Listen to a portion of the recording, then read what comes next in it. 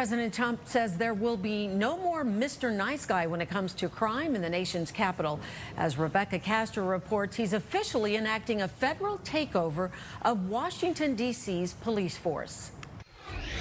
President Trump says it's Liberation Day in D.C. We are taking our capital back, and announced the federal government is taking control of the local police force and deploying the National Guard. The murder rate in Washington today is higher than that of Bogota, Colombia, Mexico City, some of the places that you hear about as being the worst places on earth. The federal oversight comes as the district is struggling to manage a rise in youth crime.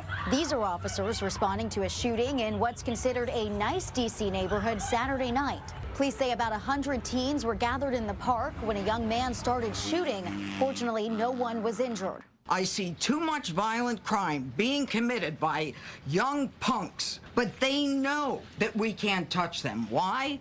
Because the laws are weak. But not everyone thinks it's necessary for the federal government to step in. Whose city? Our city. Some D.C. residents think it's overreach. He wants to assert more of his authority over D.C., and we are here to say he can't have it. Trump does not care about D.C. safety. He cares about control. And the mayor points out violent crime is down from previous years. We have spent over the last 2 years driving down violent crime in this city, driving it down to a 30-year low, in fact. President Trump also plans to tackle the city's homelessness problem by giving them places to stay outside the Capitol. In Washington, Rebecca Castor, Fox News.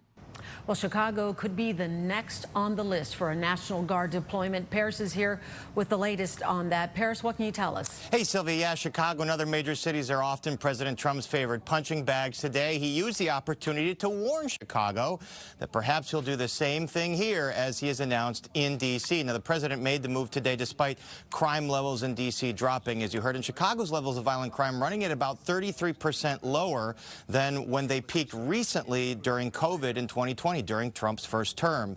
Still, Trump claims that crime in blue state cities is an emergency, thus the need for emergency actions.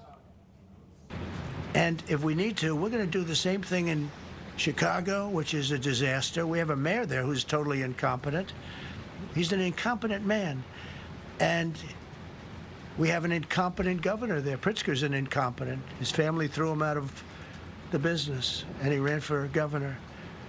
And now I understand he wants to be president. But I noticed he lost a little weight, so maybe he has a chance. You know, you never know what happens. So some personal pot shots there. Now, by law, the National Guard cannot be called into service here unless the governor requests it, unless the president has declared something like the Insurrection Act and the use of emergency powers. D.C. is a little different because it's not a state.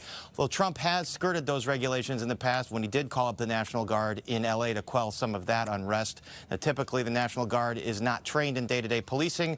When they are called up, it's normally to help guard infrastructure and block off traffic during large-scale unrest. Many believe National Guard troops that are federalized could provoke more crime than they could protect. And today, Illinois Senator Dick Durbin says he believes Trump's move is all politics.